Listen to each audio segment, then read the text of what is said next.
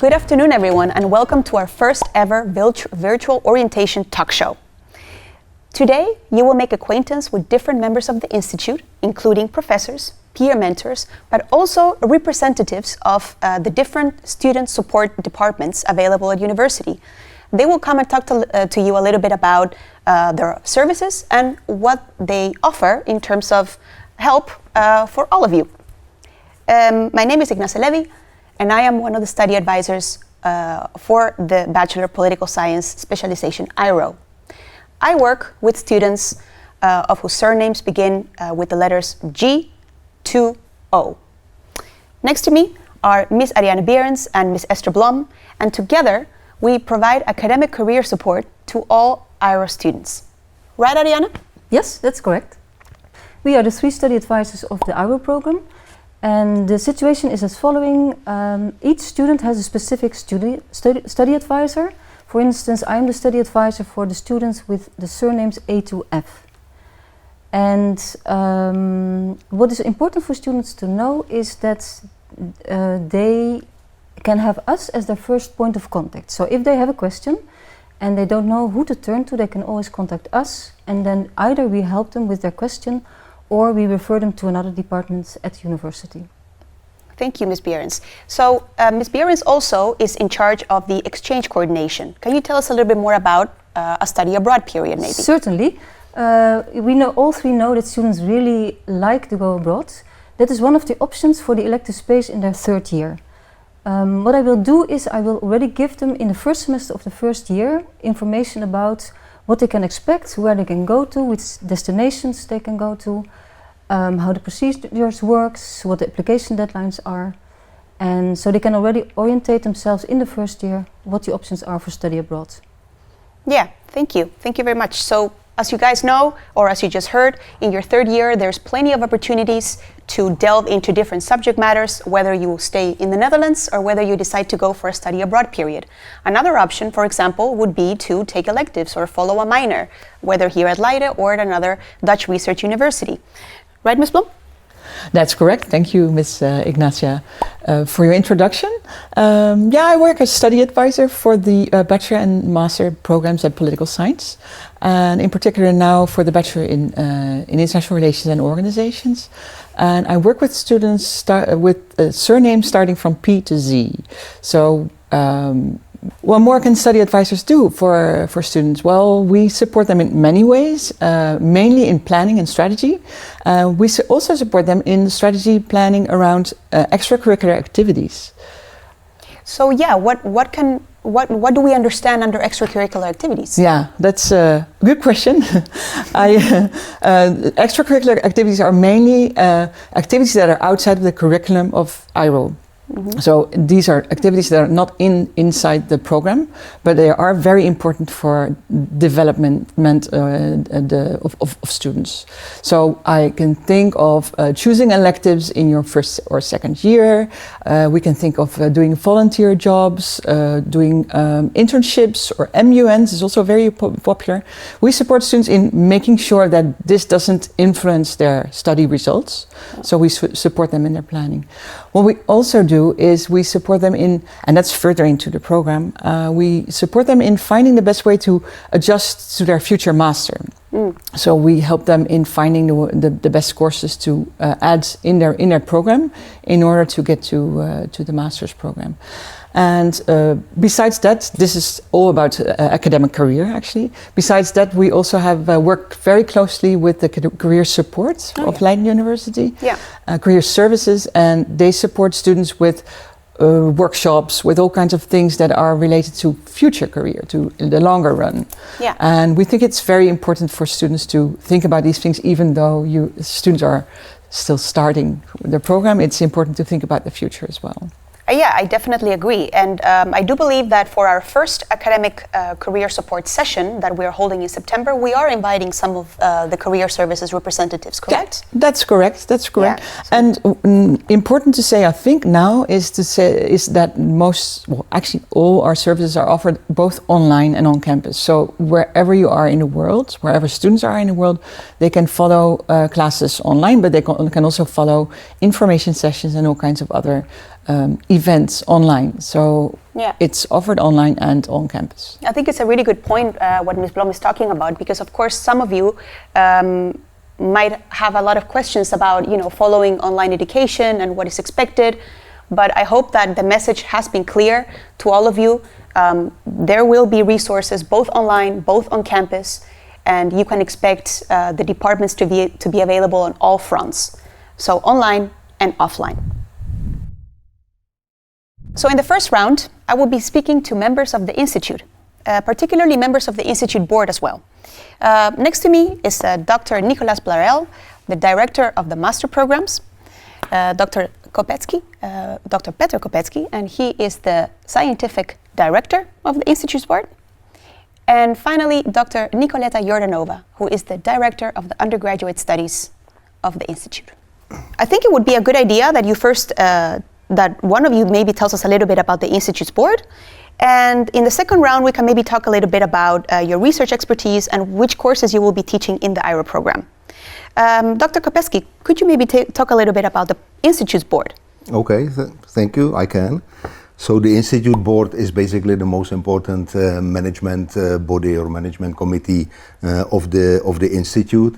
It consists of the scientific director, the deputy scientific director, the director of undergraduate studies, and the director of postgraduate studies, and perhaps importantly for students, also a student member is a member of the Institute board. And I said it's the most important management committee of the Institute because it makes practically all decisions regarding strategy of the Institute, regarding personnel, employment of personnel, and also regarding research of the Institute. Now, next to the Institute board, we also have a program board of the Institute, which is practically the same body in terms of its composition as the Institute board. But the difference between these two is that the program board has a student member who is also a member with the full voting rights. And the reason for that is that program board is busy with all decisions regarding the quality of our education programs. So all the decisions regarding the composition of the degrees, which courses we employ for which degree, etc., they are done by the program board. So that's for the students a very important body to know. Yeah. I think for the students, it's probably more important that they know more about the program board than they know about the Institute's board. Well, I think it's good to know about both, but it's also perhaps important to know that in practice the two boards meet together. Okay. Yeah. So it's just only that, and the decisions are made about education programs. Yeah. Then the student member has full voting rights on those decisions, and that's for the students perhaps the most important difference. But in practice, we meet together, conduct the meetings between Institute's board and program board together. Yeah, no, I think it's very important for the students to know. So basically, the students can reach out to the program board when they have feedback about the study program or when they have questions about the study program. Do I understand that correctly? Well, that is correct, and they do so usually when by reaching to the student member, student member of the board, or one of the one of the teaching directors, either of undergraduate studies or postgraduate studies. But I think teaching directors will later explain that there is also a very important institution called Education Committee, which comprises of members of staff and student representatives. So many, in fact I would say most of the questions concerning quality of the degrees, quality of courses, students should actually address to those committees. Okay. But I'm sure my colleagues will say a few more things about that later. Yeah. Thank you, Dr. Kopetsky. So let's recap. Dr. Kopetsky talked a little bit about the Institute's board and its members. He mentioned a director of undergraduate studies, and she is sitting to his right. That is Dr. Nicoleta Jordanova. Yes. So in the Institute board, I serve as the director of undergraduate studies. And my responsibilities cover a wide area of tasks, but most importantly, My main goal is to assure the quality of your education and of the students' education and diplomas in the IRO program, but also the 2 other programs that we have in our Institute of Political Science. And this is the Bachelor of Political Science and the Bachelor of International Politics, which are both at Leiden University's Institute, but not in the city of Hague, but in the city of Leiden. So I'm very much hoping that you take the opportunity to meet co-students from these other 2 programs and have exchanges with them. I know that Dr. Blarel and Dr. Kopetsky talked about the different committees that exist also within the faculty and the institute. So not only the institute's board, but also the program committee. Could you also tell us a little bit about the education committee? Yes. In particular, how students can reach the education committee in case they have concerns about the program?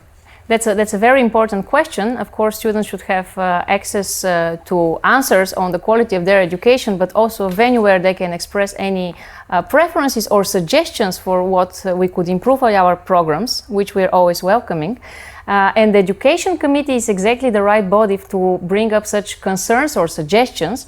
It is composed half of student members, which I'm very much hoping all our IRO students will be actively involved in selecting in the coming months, or even run for office and be one of these student members. The other half is composed of lecturers from our institute, and this is the central body that you can address with any questions you have or concerns regarding the quality of your education. Yeah, thank you. And to the left of Dr. Kopetsky is Dr. Nicolas Blarel, and his job or his task in the Institute's board is Director of Studies for the Master Programs. Can you tell us a little bit about this task? It's pretty much what my 2 other colleagues were mentioning, except that it's at the postgraduate level. So everything that comes after a bachelor degree. So I'm mostly running the Master Studies program. So it's a 1-year master's in different specializations. We have 6 of them. There's the one that could be of interest to students graduating, I guess, from the IRO program in the future could be international organization, which is actually set in The Hague. And there's another one that you can study, the international politics one in Leiden. So these are 1-year master programs, and those. So I'm managing the curriculum, ensuring the management of that program, the examination, and also the quality of the education. And similarly, there are program committees that involve composition of both teachers and student members that also provide input about what's going well or what could be improved in the curriculum and the quality of the education at the master level. So that's pretty much what I'm doing. A lot of coordination with my colleagues about running both the bachelor and the master program. Thank you, Dr. Blarel. I think it would also be nice for the students to know what your role is within the IRO program as well, and what your research expertise is, and more importantly, which courses you will be teaching next academic year. Well, I guess I could start. Since I'll probably be, usually you're the first phase, I'm the first phase that you'll see in the program because I teach the Introduction to International Relations, which is one of the 2 first classes you'll be taking in the courses with the International Organizations class. But I also teach more generally international relations across both the bachelor and the master program. Okay, thank you, Dr. Blarel. I'd like to now ask Dr. Kopetsky to tell us a little bit about his research fields within the political science, and also to tell us what he will be teaching next academic year in the IRO program. Okay, so I'm professor of comparative politics, and that's a great joy that actually a professor of comparative politics can teach introduction to comparative politics, which is what I do with a great pleasure at IRO program. And the course is really about the sort of basic institutional infrastructure, as you may call it, basic institutional infrastructure of modern political systems. And I focus mainly on democracies, but because of my own research that has traditionally focused on transitions to democracy, transitions from non-democratic systems to a democracy, I also use a lot of examples in that course from the countries in Eastern Europe, mainly in Eastern Europe. That's the area of my specialization. And try to get as much as possible from my research on transitions to democracy and on the role of political parties, specifically in those processes of transition to my teaching. It's too short here to explain too much about it, but students can be assured that they will see a lot of my research in the course Introduction to Comparative Politics. And I also used to teach a small class advanced undergraduate class in the third year called Anarchism and Anti-State Rebellions. Which is a new course for me. I really like to teach that as well and discuss these topics with the students in IRO, but because of my administrative commitment now to the institute, I won't be teaching that in the coming years. Oh. So it will be the IRO, Introduction to Comparative Politics. And hopefully you will be able to see him live on campus when the second semester begins. Thank you, Dr. Kopecky. And now finally, I'd like to ask Dr. Jordanova to tell us a little bit about her research and what courses she will be teaching in the IRO program. So my research specialization falls in the area of European Union politics, and more broadly my theoretical focus is on the study of legislative politics and how policies are made and implemented thereafter. I've been teaching courses on the politics of policy making, but at the master's level, and in the IRO you will see me in your third year when I offer specialized courses on the topic of the politicization of European integration, a topic that has become more and more important over the past 10 years, first with the sovereign debt and economic crisis in Europe, that was also a global economic crisis. Second, with the refugee crisis in Europe, and third, with the pandemic crisis that we are currently experiencing. So I will bring in examples from all these crises in my class. And secondly, I'm offering a bachelor thesis class in the third year, where you could write your thesis with me, and that will be on the topic of Euroscepticism, causes, consequences, and most importantly, responses by governments and member states. So do governments listen to the preferences of the people across Europe? When do they listen and when not? Thank you. This, to answer your second question, falls very closely with my research specialization and interests, all the courses I have mentioned so far. In fact, in September, I'm starting a new international consortium, which I'll be leading, on the topic of willingness and capacity for EU action, where action stands for policy action. So when does the European Union manage to integrate, to cooperate on policy areas, in policy issues over which citizens and its member states prefer to cooperate, and when is it perhaps going beyond what is being preferred by its citizens and countries? Yeah, and I do agree what you say, that particularly in the times of pandemic, the role of member states and EU cooperation has been a lot in the news. Would you agree?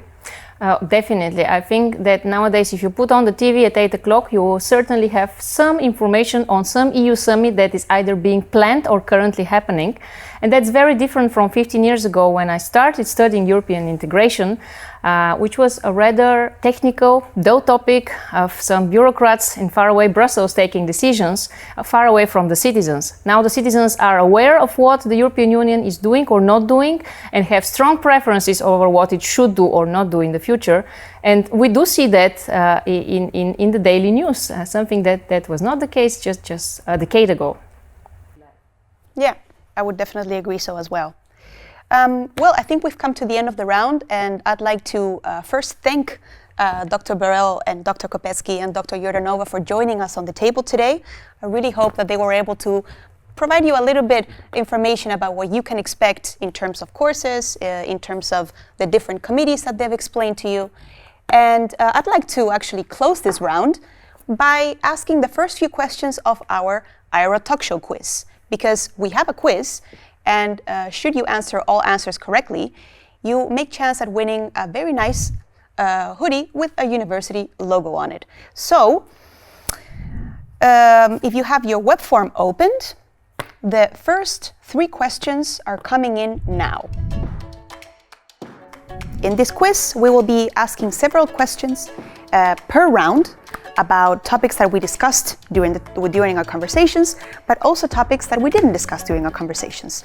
And it's up to you to do the necessary research to find the correct answers. So without further ado, let's go to question number 1 of round 1. And that is, what is the name of Dr. Kopetsky's latest published work, and who did he co-write it with?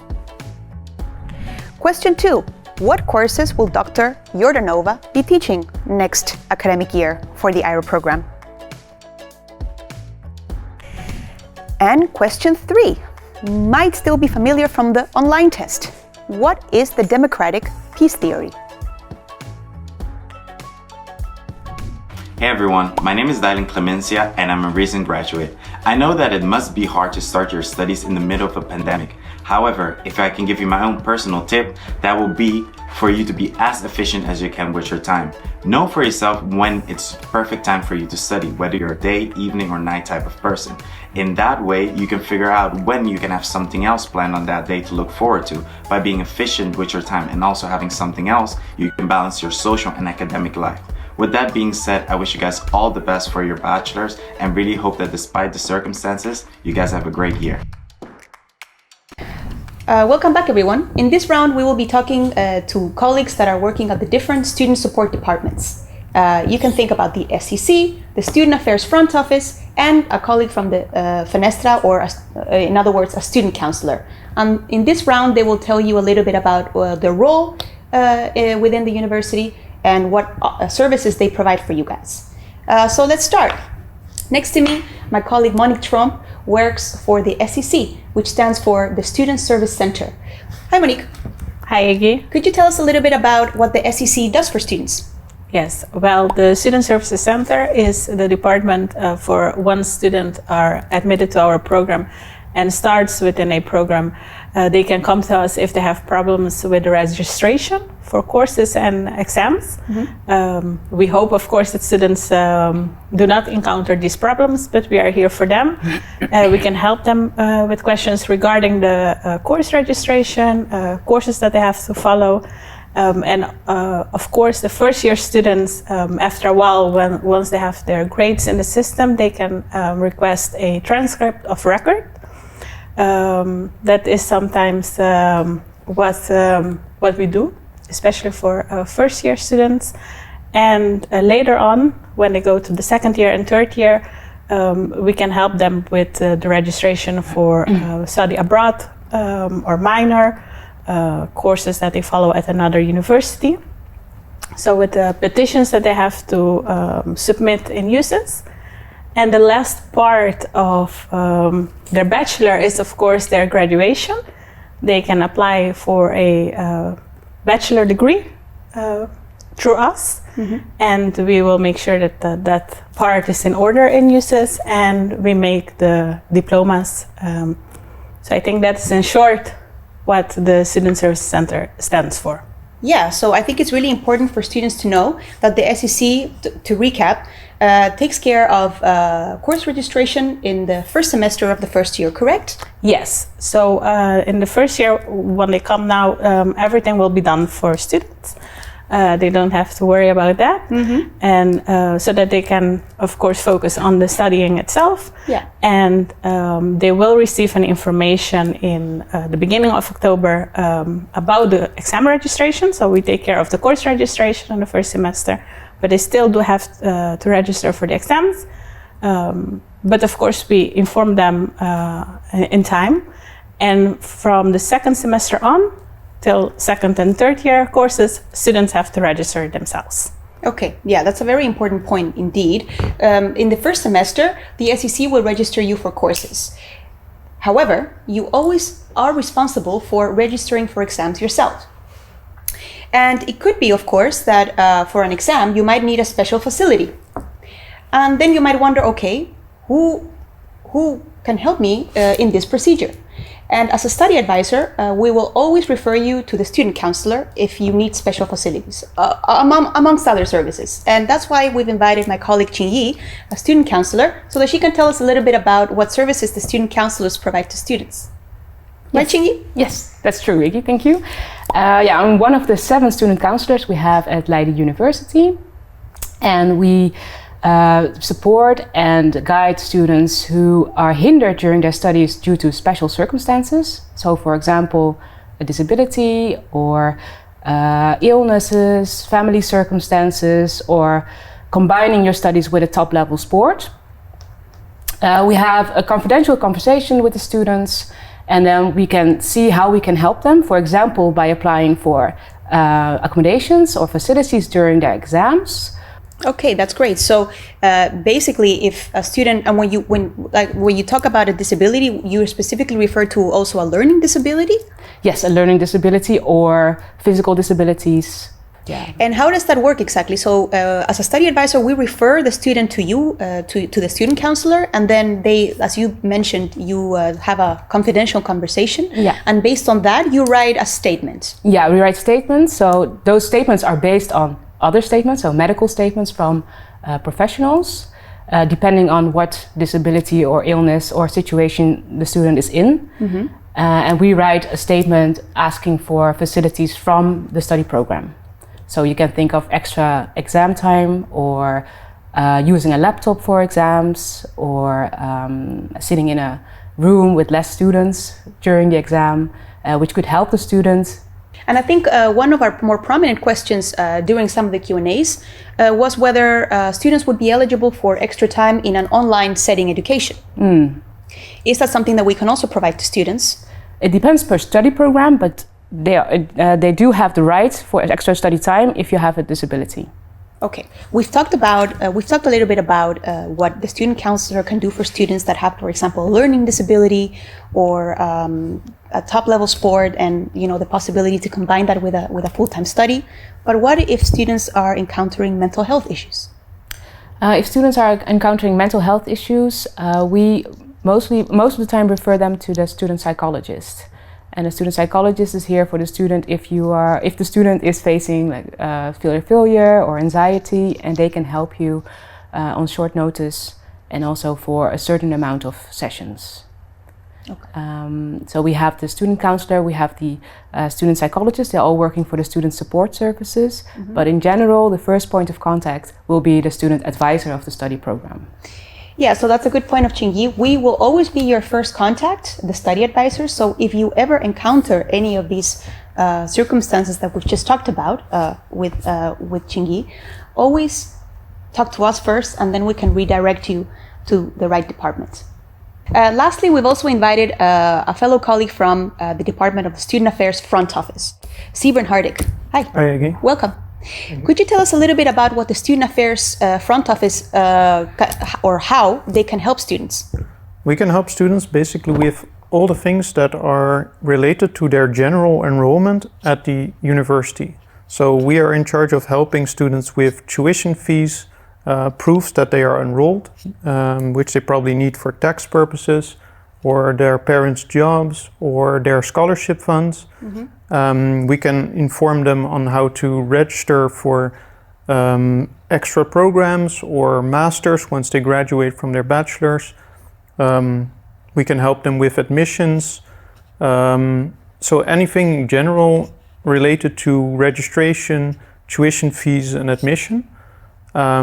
If there's any students out there who haven't finalized their registration by the time they are seeing this video, please come to us. We can help you finalize everything and make sure that you can start as planned. Yeah. And we also help with any questions that you don't know the answer to, where to go first, because we have many contacts in all the different fields, mm-hmm. so we can probably guide you in the right direction if you don't know where to start. Thank you, Sibren. So what would happen in the scenario that a student might be watching the show and thinking, oh, oops, I still need to finish something in my registration? What are the potential consequences of a student not completing the registration on time? So the worst consequence possible is that their registration is cancelled if they don't act on the things that they have to complete. We always announce certain deadlines in our emails, and you can just follow the deadlines and the instructions in the emails. And if you have specific problems with delivering certain diplomas or language tests, just contact us as soon as you realize, oh, I still have to do something, in order to avoid any problems down the line. But usually there should still be some time to complete everything. Just make sure to stay on top of it and watch all the deadlines and emails. Yeah, I think it's very important what you say. Indeed, always keep an eye on your email, because we are constantly sending you emails from all sides of the university just to make sure that the start of classes goes as smoothly as possible. What if the student would have a question, let's say, about her or his LU card or student card? Could you tell us maybe a little bit about what the differences are between these two? Yeah, so we have 2 student cards right now. One that you keep for your entire student period. This is the LU card. You can order it by uploading a photo to your profile. And you need that to enter buildings, to hire books at the library, and as a general identification card. You also have a registration card, which you get every year in which you are registered. And you need that to show for exams that you're allowed to be there and allowed to take those credits. And those are sent automatically as soon as your registration is done. You'll receive a confirmation about when you will get it. So most students will probably receive it here once they get to The Hague, or it will be sent to their current addresses somewhere in the summer. They will be notified of which situation will occur. Okay, so it will be either, so if I understand correctly, it will be either sent to their address as provided in study link, Yeah. or they will have to pick it up here in the building. Yeah, generally if they're early with their registration, they'll have it at home, and otherwise we'll just keep it so it doesn't get sent while they're already here. So they'll be notified once it gets to our office and they can pick it up. Okay, that's great. We have sent out a form, and it's looking like most students of the program will be in The Hague. Will you have office hours here at Wijnhaven at the end of August? Not yet at the end of August. Okay. We're still, because of the lockdown measures, we're still working from home. But we are trying to reopen the offices as soon as possible. So I think the earliest possibility will probably be somewhere September or October. But it still depends on the governmental measures right now. So, but we are striving to have it open as soon as possible, because we know from experience how important it is to just drop by and see someone. Because that really solves your problem quicker than emailing or calling. And if we would open in Leiden, we would also open in Wijnhaven at the same time. So we are looking to do that as soon as possible, but my guess is it won't be before either October 1st or maybe September, but probably October 1st. Okay, that's good to know. And if should they fill in the contacts form that is available on the website, do you have an estimation of how long it takes for the Student Affairs Department to process these emails? Is there like a minimum, for example, 5 days, week, so that students have an idea of how long they have to wait for an answer? Usually it takes about 3 working days to answer an email. But in the summer it can take a little bit longer because it's extremely busy with all the new admissions. But usually once they get here, the busy period should be over and we should be able to answer it in about 3 working days. And usually we always filter urgent things when we see the emails arrive. So if a student has an urgent thing with a letter that they need today to get a scholarship or something, or they have something that has to be dealt with on a deadline, we will make sure to watch that so that we don't miss out on anything. Okay, that's good to know. Very good, thank you. One last question. It could be that students encounter problems with their account. And by that I mean Umail, or the account that allows them to access all these learning management systems. Is that something that the Student Affairs front office also provides help with, or should we redirect the students to the help desk?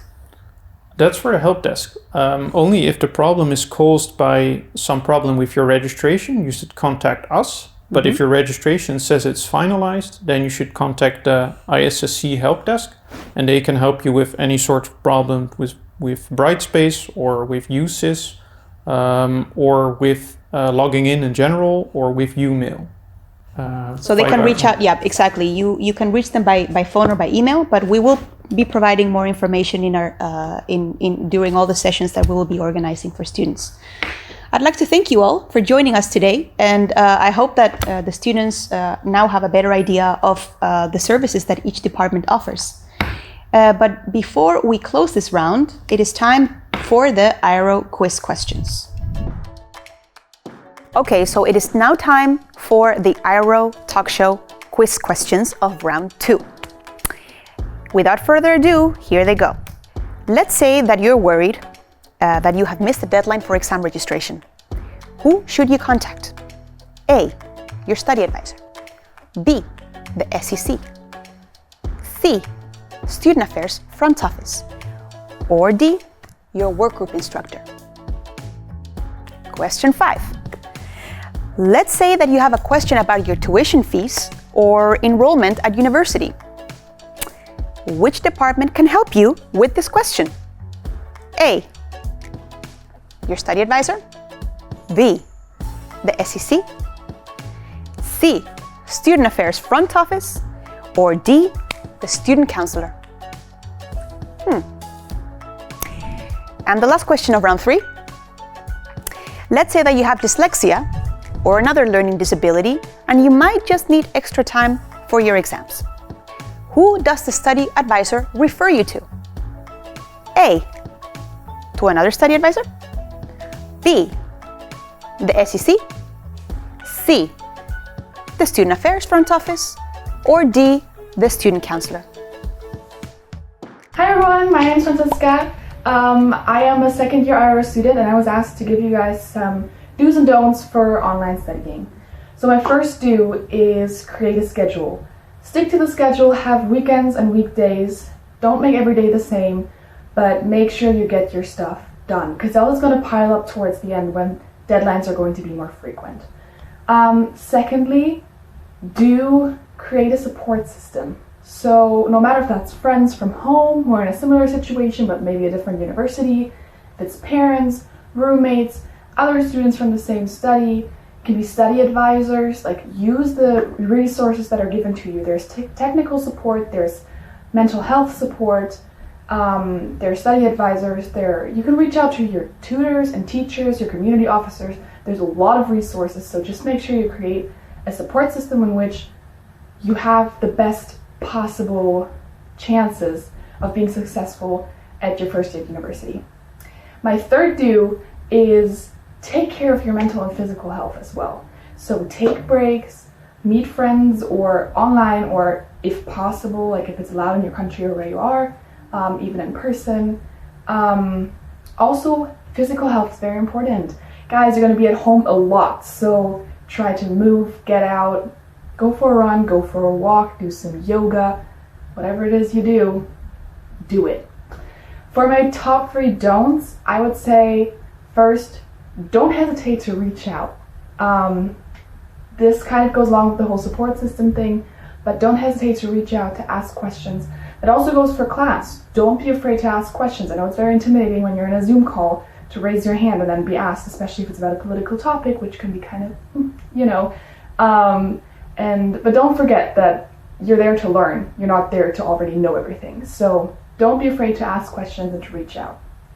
My second don't is don't keep distractions near. I know this is an obvious one, but if you're studying or, looking at an online lecture, put your phone away.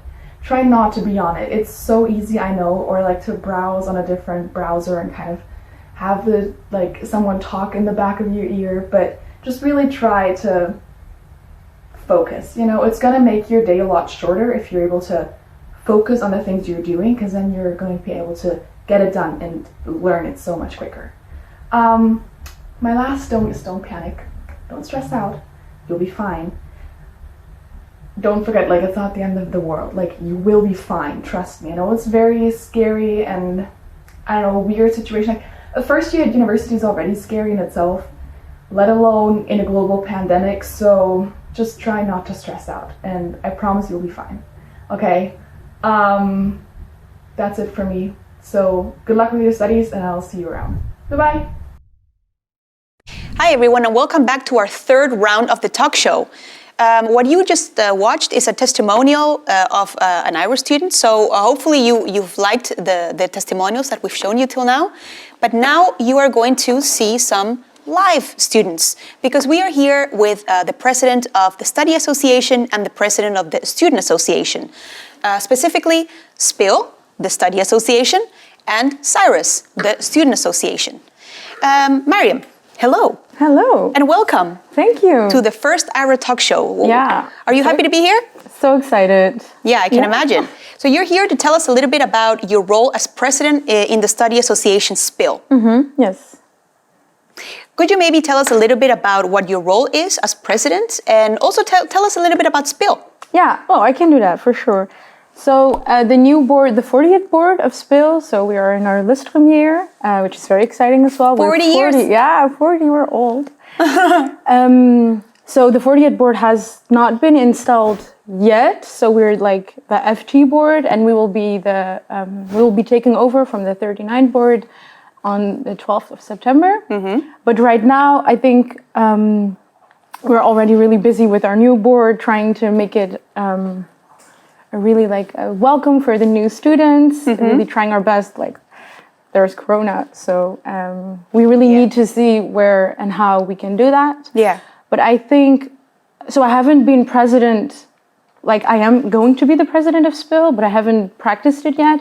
But the most important thing, I think, for the SPIL president is really to, well, not only for the SPIL president, I think for boards in general and presidents in general, is to really make new students and students that we already have really feel welcome, to really have the feeling like I'm a part of this, or really like if they're struggling with something, they can always come to us. Yeah. And I think especially at home, students might be wondering, okay, but you know, how can we tell the difference between the Study Association and Student Association? Would you agree with me that an important factor is the committees that you have and what your own specialization is? I mean, for example, could you tell us a little bit about the committees that SPIL has? Yeah, so SPIL has, so what I personally really like about SPIL is that you do have a wide variety of committees. So I always say with SPIL you get the best of both worlds. So you have like the festive committee, but the festive committee organizes the borrels and the parties, sometimes with other associations. But you also have like the excursions committee, which organizes like trips to embassies, to ministries, to like name it, we organize it. You also have the debates, which is very popular as well. Debate? Yeah, it's a magazine, a political science magazine. It's written by our own students, so you can apply to be a member of the debates committee, and then you can write articles. We have festive. We have the trips committee, so you have the Brussels committee, the short trip committee, and the long trip committee. Wow! So it's really, you can find your own place within SPIL. So if you're really like into the party type, then you just go to all the borrels and all the parties, because there's plenty. And if you're more interested in like the excursions, you just go to all the excursions. But I think that kind of shows that there's like the committees are an important factor. I think the committees are the most important thing of every association, because they do all the work, and it really shows what we stand for and what we want to achieve. Yeah. So I agree, and I think Esther Tyson, president of Cyrus, would also agree that committees are, you know, quite a decisive factor in differentiating yourself from other associations. Yeah, I mean, Cyrus, I think, just filled a little bit of the gaps of the things, because SPIL was already doing a lot. Yeah. But since Cyrus is very much focused on IRO students and the issues that they face, especially international students and non-Dutch students in general, so also EU students. So Cyrus basically went and just filled those little gaps. And then also some fields of interest, like we have the Goodwill Committee, which focuses on sustainability and charity, which is a very, very popular committee. And they did a lot of great things, like the swap shop, where you try to give secondhand items another life and things like that.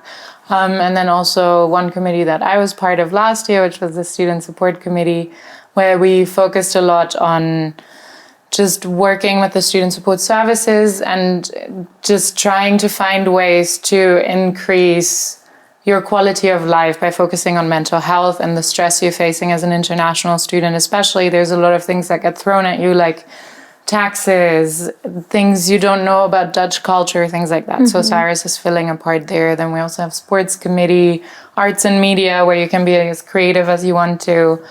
Then we have our 9th committee now, which is the regional committee, to just increase representation of the different nationalities that we have within Cyrus, because there's a lot, because Irish students come basically from everywhere to The Hague. Yeah. So that's a lot what we do. We also have academics, but we also do lectures, sports, social. I'm going to forget things. Oh, what's also important is we have a first years committee that basically just focuses on working with first years and integrating them into IRO and the IRO community, especially with the second and third years.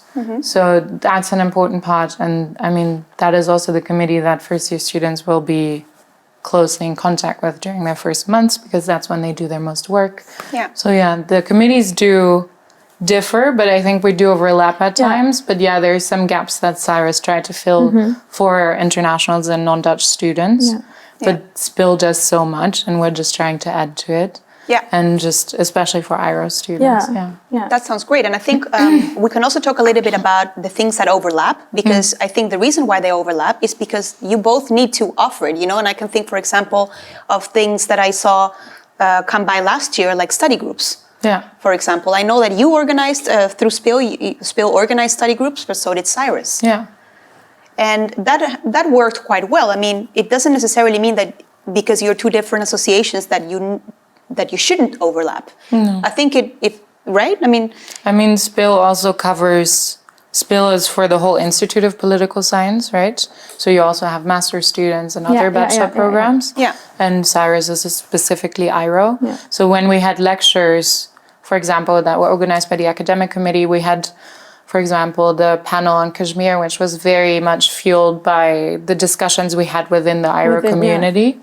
But yours are a bit broader because you have more people that you're trying to bring together. But essentially, they can end up being the same, like inviting ambassadors and things like that. Yeah. But they still, I think they just come from different origins. Also because SPIL has, there's like, you have IRO and you also have the Dutch version political science in Leiden and international politics. Yeah. So it's a bit broader, like the interests are a bit like also Dutch politics. So yeah, I think that, and in case of the study groups, I mean, and we've all seen how important study groups are, especially for some subjects. So I think it's really, I think that's actually a really beautiful part, that we both think that's so important that we both want to organize it. Yeah. Because it's also, I think it's like, how do you say that? It's pretty full very fast. Like a lot of people are interested in joining study groups. No, that's definitely true. And that's also something we experienced last year as study advisors, that a great deal of students were coming up to us and asking, okay, but are you organizing study groups for certain courses? Because as you're probably aware, painfully aware, some courses are just a little bit more tricky than others. I know everything about that. Yeah, and so that means that sometimes you just want to be with other students that are maybe encountering the same difficulties academically. And then that kind of also makes you feel safe, right? That you're not the only one. Yeah.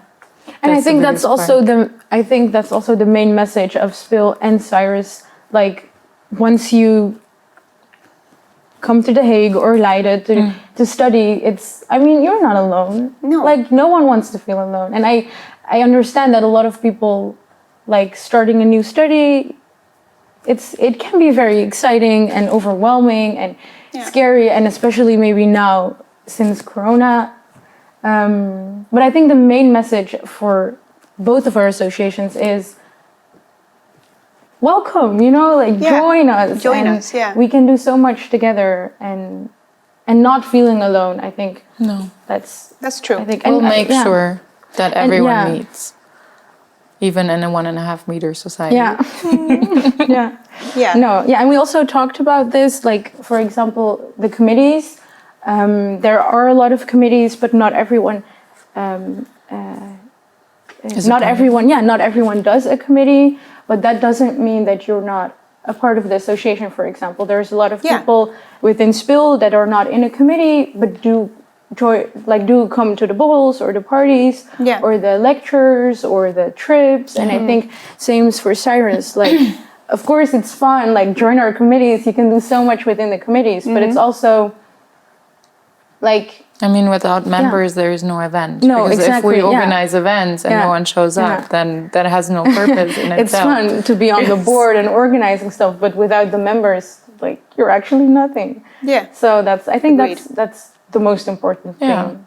So it is important to then tell students that by becoming a member, that you don't necessarily need to be active within the association. Yeah. Because a lot of students might be listening to you guys right now and thinking, oh, but if I join, I'll have to join a committee. Well, you can be active in your own way. For example, I've met people I did 2 committees last year within SPIL. In my first year, I didn't do a committee. And then in my second year, I did 2 committees. But there was also people who were very active within SPIL. Like, they went to every bohol and every party, but they didn't do a committee because they were like, oh, I just want to go to a lot of Cyrus events and SPIL events. I just want to see where I feel like what I like more, for example, or just trying to find your own place. Testing the waters. Just and so there's people, for me, for example, I thought it was really important for myself to join a committee, but there's also people who are like, I'll just go to all the parties and all the balls, and that's also a way of meeting people. So you can really define for yourself what does being an active member of something to me. Yeah. So I think that's. I mean, it also helps a lot, even if you're not in a committee.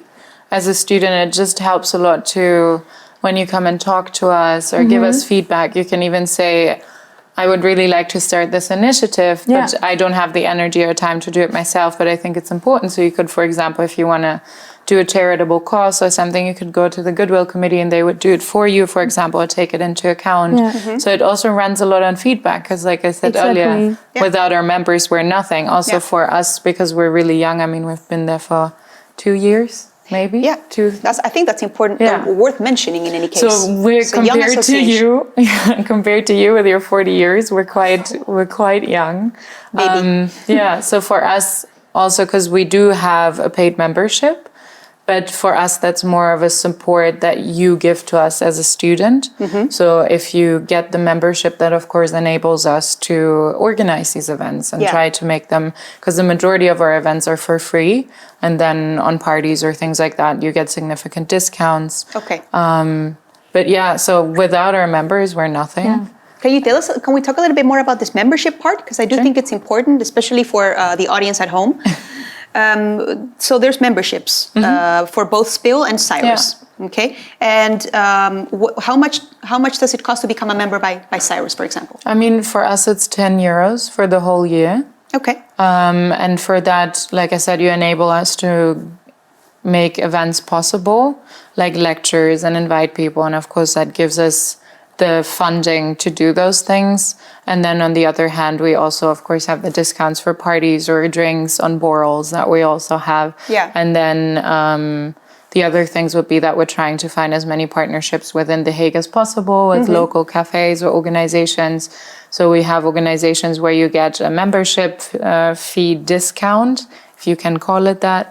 And then also cafes that we're trying to work with where you get a discount or like a special item each week and things like that. So because we're still young, that's a huge part that we're working on, but that's also our job as the new board to set that as a long-time goal and then find more sponsors and partners that could benefit IRO first-year students and then also second and third-year students. But so far that's so you say, I mean, I think it's a great initiative, and I definitely agree with that point that you say, without members, we're nothing, because if you're not getting funded by the institute, as it is the case with the study association. I mean, we do too, but we do get funding from the institute, but that is mainly project-led. So, for example, for Mental Health Week and International Fusion Week, which this year, sadly enough, couldn't happen, but that's where we get funding from the institute too. Yeah. But for all the other events, we, of course, depend on our membership fees. Yeah. But that's a great part because you basically just enable us to do what we do, and then also you enable us to take in your feedback and do what you want us to do in that sense. Yeah. That sounds great. And is it so that a student has to pay every year for his or her membership? Yeah, so you have to renew it every year. We're trying to figure out something where you could have maybe more of a long-term plan, but we'll see about that. But we're very young, so we're just trying, like testing the waters, basically. Yeah, I think that's great. And I think these initiatives are really great. And I think the audience at home is certainly already thinking about, joining both the associations because it sounds so much fun. What about Spill? So the membership fee for Spill is 16 euros a year. And by becoming a member, for example, this is actually really fun. Or really convenient. By becoming a member, you get a discount on your books. So I think everyone knows how expensive books can be. Yeah. Statistics books and actually every book. They're very expensive. Most academic books are quite very pricey. Expensive. Yeah. So you get... what is that discount? Like 20%? Yeah, 20%. Yeah? Okay. I think so. This is important. Yeah. So that's actually really like an convenient extra thing. So there's also people who are like, okay, I'll become a member of Spill just to get the discount. Yeah, I can imagine. And then they actually see how fun we are, so they stick around. Yeah, that's. But it's. And I can imagine that you're all busy, kind of trying to give form to what's going to be quite an online semester. Yeah, it's so sad. We're gonna. I mean, at least for us, we're trying to do both. A bit online and offline, and then what we have online, we're trying to maybe also have that at the same time online because we don't want to exclude anyone. Yeah, because you deciding to do something for your health shouldn't sacrifice the experience you have at uni, even though it's gonna do it a little bit, but we're trying to lower that maybe painful feeling of missing out. Yeah. We're gonna try and do that. We'll see how it works. Yeah. I mean, as far as we're concerned, the majority of first years will be in the Netherlands. Yeah. Because we've sent out a web form, and they all thank you, by the way, for answering these questions. But we can expect most of the students to be in The Hague, of course, or in the Netherlands, and there will be a percentage of students that will be at home, and it's nice for them that we can also offer all these things online as well. Yeah, I mean, even if it's just a live stream of an event, like if we have jam sessions, so if those, for example, would be streamed live while they're having the jam session, that's also a way to participate. Yeah. Even if it's just for background music, whatever you want. Yeah. To get the feeling, that's really I think it might important. be, it could be even a little surprising to hear from some students in some parts of the world that are in a real lockdown situation, that in the Netherlands there is some more freedom in terms of lockdown measures. And, cafes are open here. And also jam sessions are possible, of course, small ones. with the 1.5 meter measures as well. Yeah. But in Holland, the measures are, let's say, can we say less strict compared to other countries? I mean, I guess, there is just less strict, I don't know, but there's generally less you have to do to be compliant. To comply, yeah. I think. Yeah. Or to create a safe environment, let's say it like that. So as long as you kind of keep the distance, it's okay. And then, of course, we can find spaces that give that opportunity. Exactly. And then cafes are doing a great job. They're keeping everyone away from each other, kind of. Yeah. Some places you have to reserve, but they're not very strict about it. So there's still even... if you want to study in a cafe, that's still possible, which is nice because you're not trapped at home all the time. Yeah. Have you girls also been at Wijnhaven since it reopened? Today, for the first time. Today? It was so emotional walking. I can imagine. Because normally it's so lively and loud and there's so many people. Yeah. Was just people having a chat. Yeah.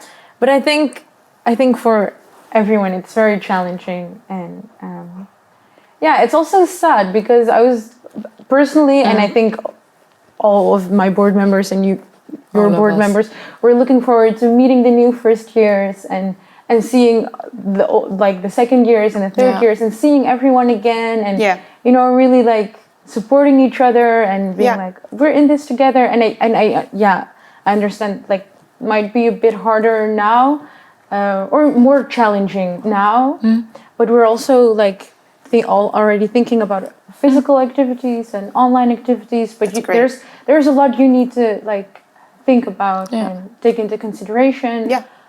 But yeah, the most important thing is like we really, like the reason I applied to be on the board of SPIL was really for like to do it with the members and to like stay in touch with them. So I really hope that the new first years really get that feeling. Yeah.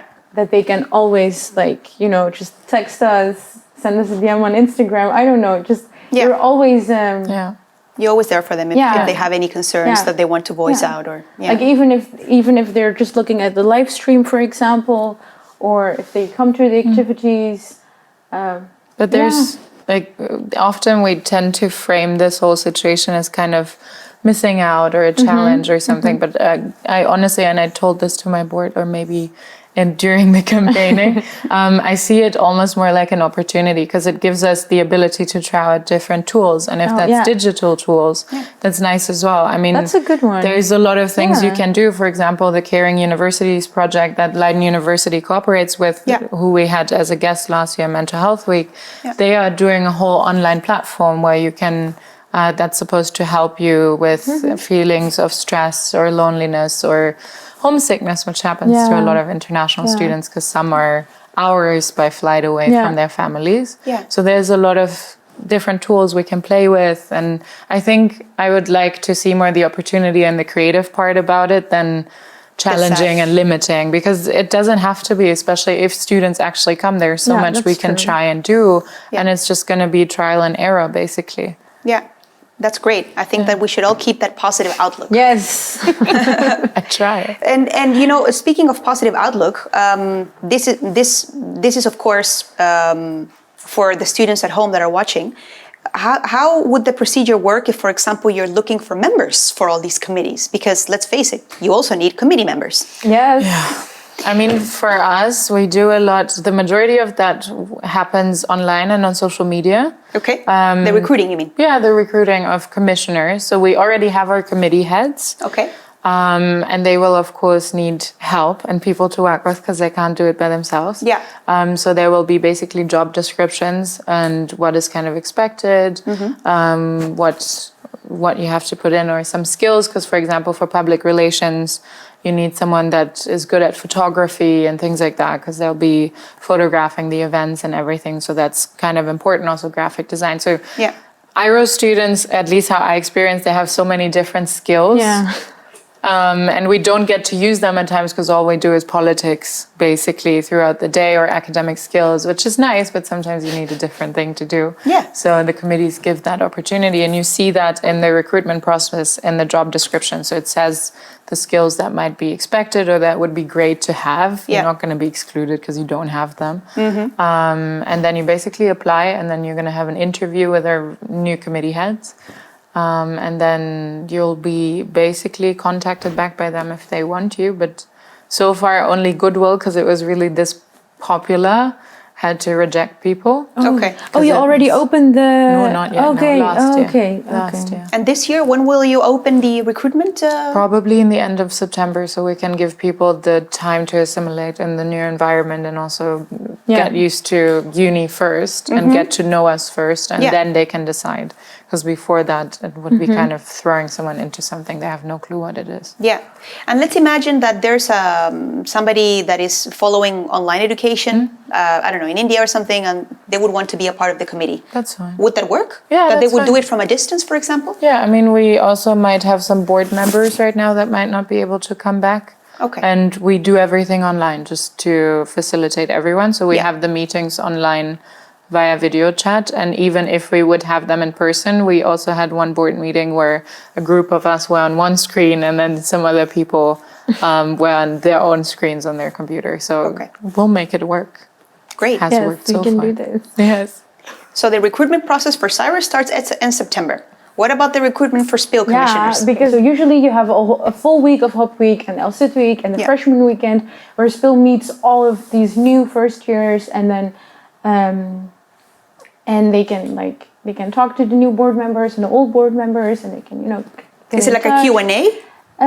What do you mean with Q&A? Like question answer session? The LSIT week, or no? When students can talk to the board, is that during all those weeks? No, that's just like No, hanging out. just at the information market here, or like after the talk. Okay, got it. And at the freshman weekend is no. It's just like how do you say that? Just a freshman weekend, and then everyone's just like doing activities and stuff. Yeah.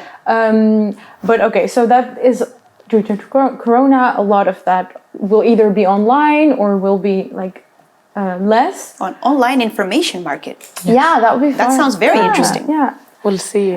Stay tuned. But so usually Spill opens up the committee opening at the beginning of September, because we have the change of boards general assembly on the 12th. Okay, actually I don't know when that is. 12 or 10. Sometime in September. We have the change of boards GA in September. Beginning September. The second week, yeah. But we're not sure yet when we're gonna open up the committees, but we're thinking about it, of also maybe doing it at the end of September. Okay. We're not sure yet. But like exactly what you said, it'd be a bit throwing. How do you say that? Just like trial and just, error. No, Yeah. I mean just No? throwing a lot at students Yeah, that if just moved here and still have to get used to uni and everything. Yeah, exactly. Yeah, that makes sense. If they even if they hadn't joined the hub, because there is not a lot that is going on right now. Yeah. Maybe just let them getting to know Spill better in the first week, in the second week, in the third week. So we're still thinking about that, but no. End of block 1, usually. basically. So Yeah. give them a block to like Latest. acclimatize.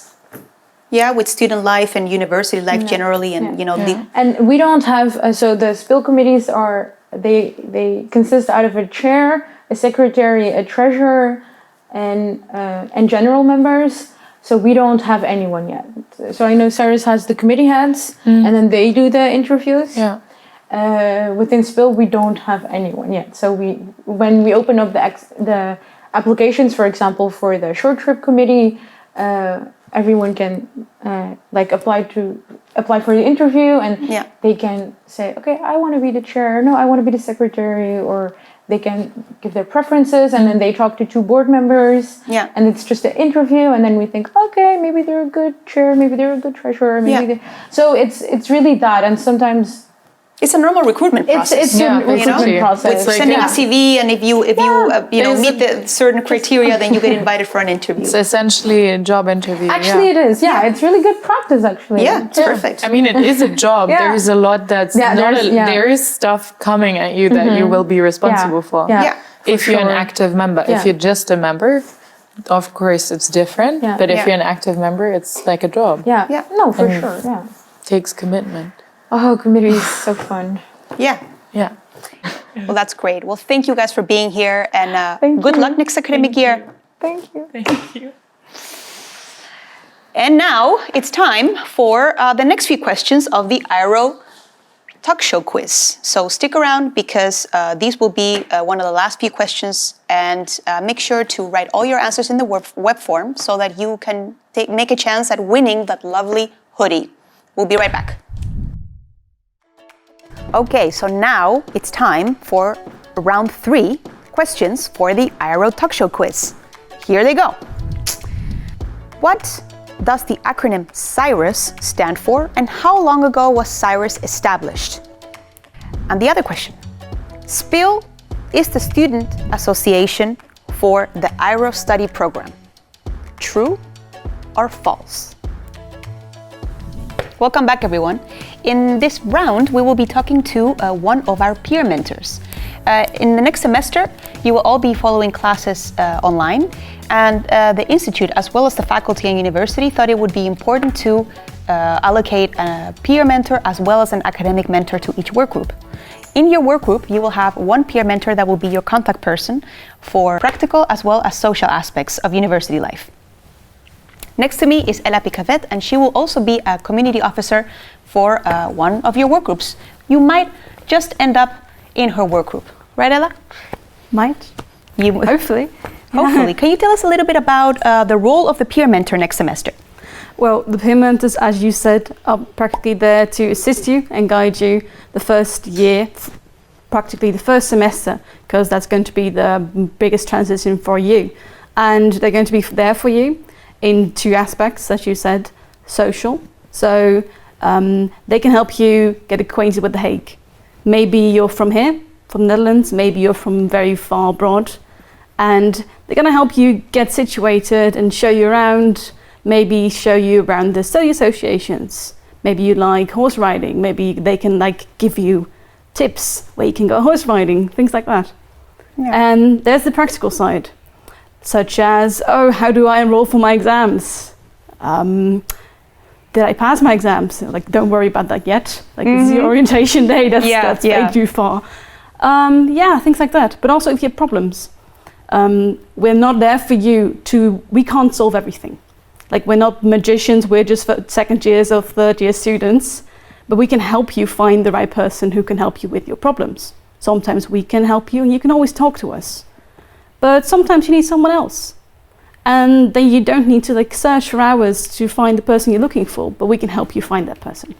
Yeah, I think it's great. It's a great point that you mentioned that you're not magicians and that you're just second year students. But I think it's important for our prospective students to know that you have been in the first year and you know a little bit how to navigate university life because you've already experienced it already for a year. Yeah, exactly. Because I think we, at the end of our third block, it started transitioning into COVID measures, and everything changed for us. And we've had to adapt to that. And it hasn't always been easy. But because of that, we now know sort of what to expect. And we know tips and tricks for online education that you might find useful as well. Yeah, and I think that's a really good point because the peer mentors will be offering some guidance already today after this talk show has taken place. The idea is that you all meet, whether online or offline, with your peer mentors, and they will actually be organizing different activities. And I think the activities will probably differ per work group. I think each mentor has peer mentor has their own idea of what they want to do with their work group.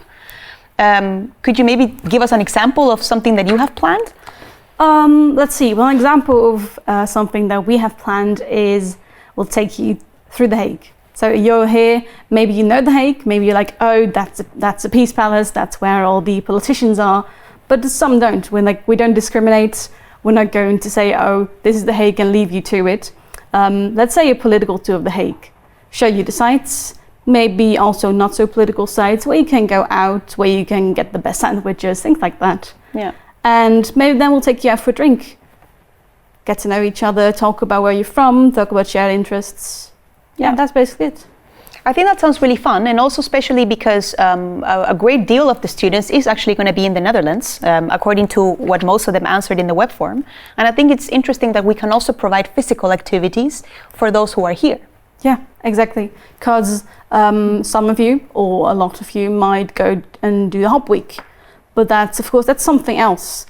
You can't always ask all your questions to your Hop Week mentor, and you might not be able to. And the CEOs are people that can answer a lot of your questions. Like, don't be afraid to ask them, whether you're sitting with them in a classroom or you're walking with them through The Hague.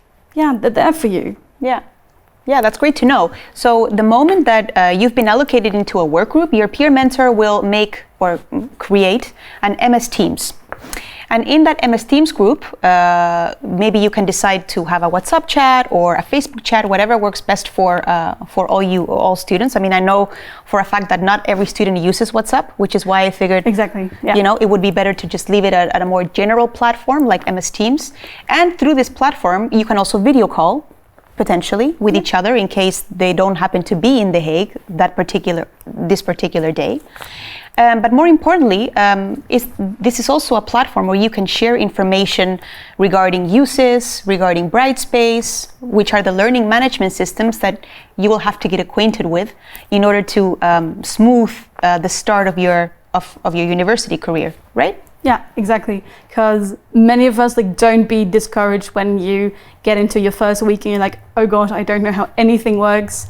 It was exactly the same for us. Because there are a lot of steps to enrolling and getting to your courses, but it's all very clear and we can all help you with that. Yeah, that's great. So what does help is that as we talked to a member of the Student Service Center earlier, and she said that for first years in the first semester, the SEC will enroll you for courses. However, it still remains important that you yourself register for exams. Correct? Remember last year? Yeah, exactly. You'll get a lot of questions. You'll probably end up in a group chat with your fellow students and they will remind you. You will get emails that remind you. Like, don't worry about that. But of course, it's important to register for exams, because if you don't, well, you can take the exam, but it won't matter. Yeah, so we do have deadlines for exam registration, and I think the earlier that the earlier the peer mentors explain you how to register for an exam, the faster you can go ahead and register for an exam, which I think is very important to do it within the given deadlines. Yeah, exactly. But what you will get is probably some kind of guide, some kind of form. We'll make a PowerPoint presentation with all the screenshots of uses and how you have to enroll, so you can always go back to that. Yeah, and the beauty about having this MS Teams for the whole work group is that you can chat with your fellow students, you can chat with Ella as well, or your another peer mentor that you've been allocated to. But you can also share documents. You can ask Ella questions about how, for example, her experience was last year with academic skills. I mean, I'm sure that you have a lot to say about that. Yeah, you can definitely ask me anything. You can ask me how I prepared for my exam. I definitely used my peer mentors last year a lot, and they were very helpful. If you're scared or you're like, I don't know how to handle these exams because I've never had multiple choice questions or something like that, you can always ask them, because we had the same problems in the first year. Some of us had experience with multiple choice and some of us didn't. Yeah, and I think if you could give a tip to the students watching at home in terms of what they can expect in online education, is there maybe a tip that you want to share with them? Well, let's say you might expect that it will be very chaotic. In the beginning, it was. But they've come a long way. And something I want to tell the students is maybe not necessarily a tip, but sometimes you might feel like your instructor, your professor doesn't know what you're going through, or may not feel like you're going through this very hard situation. Maybe you're at home on your phone or your computer, but they are. They have come a long way since March, and they're so much more ready for you, and they can help you. Just ask them. Yeah, so you are positive that there's been quite a switch from how it used to be in February to how it will be in September in terms of, providing good lectures and internet connections and that sort of thing. Exactly, yes, because in the first few weeks, it was expected that it might be a little bit chaotic, but it was chaotic for everyone. Yeah. But now, of course not now, but they've come a long way. And for a lot of them, it's the first time they're doing this. So have a little patience with them. They'll have patience with you. And again, like the same rule applies for everything. If you don't know anything, or if you're like stressing out because you can't work anything out, you can always ask someone. Yeah, that's very true. And I think that's a really good point. The whole idea of you having a peer mentor for your work group is that you can always turn to a fellow student if you have practical questions, but also if you want to voice a concern, or if you are not sure to whom you need to reach out. I think the peer mentor has a very good idea of who he or she can direct you to, depending on your circumstances. And I think it's very important to have such a student that can help you, and in any case, ease your way around uni, and particularly your experience in the study program. So, one last question: what would you say has been your favorite course at IRO in the first year? That's hard, because I loved a lot of them. I think if one had to win, it would be global history. Okay. It's amazing. The instructor is amazing. He's funny. He's good at instructing. I hope you get the same one. Yeah. We're not sure whether Dr. Ruggiero will be back yet, and otherwise Dr. Hussein will be teaching that class. But I've heard a lot of good things about Dr. Ruggiero also, so I think either way you'll be good. Yeah. I always like asking this question, and I know it's off topic, but I'm always very curious of the answer. And I think our students at home are also very keen on just finding out, okay, the students at IRO, what do they like? And, what courses do they enjoy? Which course did you enjoy the least? Well, I don't like pointing fingers, but I think for me, the one that I at least interest in it wasn't about the lecturer or the topic, it was economics. Okay. Because I've done a lot of that in high school, and it was a lot of introductory courses. It was just not for me. It wasn't because of the instructor, it wasn't because of the course material, just not my interest. Yeah, and I think it's a really good point that you mentioned that, because there will be courses in a study program that you will like more than others. Yeah. Right? So I think it's quite an organic process that you sometimes just have to deal with courses that might appeal less to you and your interests. Yeah, exactly. Because maybe you feel like when you go from high school to uni, you feel like, oh, I chose this course, so everything I'll do, I'll like. Maybe if that's the case, that's nice. But yeah, it's like having math in high school. Like, you might not like it, and you might not like economics, or you might not like history. Yeah. But you'll get over it. Like, you'll do the exam and you'll check it off your list and it'll be fine. Yeah. There's enough other courses. Yeah, that's definitely true. Maybe one last tip to students, something that you've learned in your first year of IRO that you look back on and you say, you know, I'm glad I know this now, that you didn't know at the beginning of the year? Something I didn't know at the beginning.